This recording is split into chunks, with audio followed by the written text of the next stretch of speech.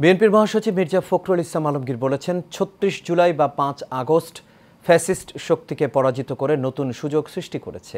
এই সুযোগ কাজে লাগিয়ে আমরা বাংলাদেশকে সত্যিকার অর্থে একটি গণতান্ত্রিক, আধুনিক ও বৈষম্যহীন রাষ্ট্র হিসেবে প্রতিষ্ঠা করতে চাই।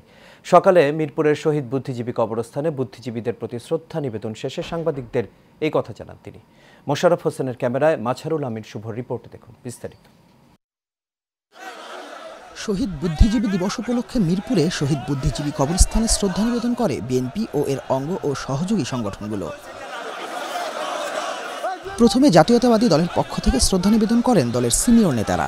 এরপর দলের চেয়ারপারসন বেগম খালেদা জিয়া এবং ভারপ্রাপ্ত চেয়ারম্যান তারেক রহমানের পক্ষ থেকে শহীদ বুদ্ধিজীবীদের প্রতি শ্রদ্ধা নিবেদন করা হয়।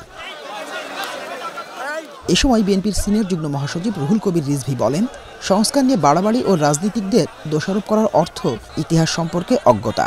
যে অন্তর্বর্তীকালীন সরকারের প্রতি সমস্ত গণতান্ত্রিক রাজনৈতিক দল সমর্থন দিয়েছে, তারা যদি এরকম রাজনীতিবিদ এবং সুশীল সমাজ এরকম বিভাজন রেখা টানেন, এটা এই দেশের গণতন্ত্রকে শক্তিশালী করার ক্ষেত্রে, আমরা তো এখনো অবাধ সুষ্ঠু নির্বাচন পাইনি, তো সুতরাং এইটা প্রতিষ্ঠা করার ক্ষেত্রে এক ধরনের জটিলতা তৈরি হবে। শ্রদ্ধা নিবেদন শেষে বিএনপি মহাসচিব মির্জা ফখরুল ইসলাম আলমগীর বলেন, ৫ আগস্ট ফ্যাসিস্ট শক্তিকে পরাজিত করে নতুন সুযোগ সৃষ্টি হয়েছে। এই সুযোগ কাজে লাগিয়ে গণতান্ত্রিক, আধুনিক রাষ্ট্র ও বৈষম্যহীন রাষ্ট্র প্রতিষ্ঠা করতে হবে। যারা জনগণ থেকে সরে যায়, যারা গণতন্ত্রকে হত্যা করেছে, যারা মানুষকে হত্যা করেছে, গণতান্ত্রিক স্বাধীনতা মানুষদেরকে যারা স্বাধীনতায় বিক্রি করে দিয়েছে, তারা অবশ্যই জনগণ থেকে বিচ্ছিন্ন হয়ে গেছে ও সঙ্গত কারণেই আজকে তারা সেখানে অনুপস্থিত।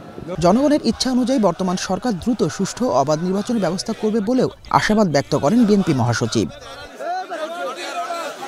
মাজহারুল আমিন শুভ, এশিয়ান টেলিভিশন।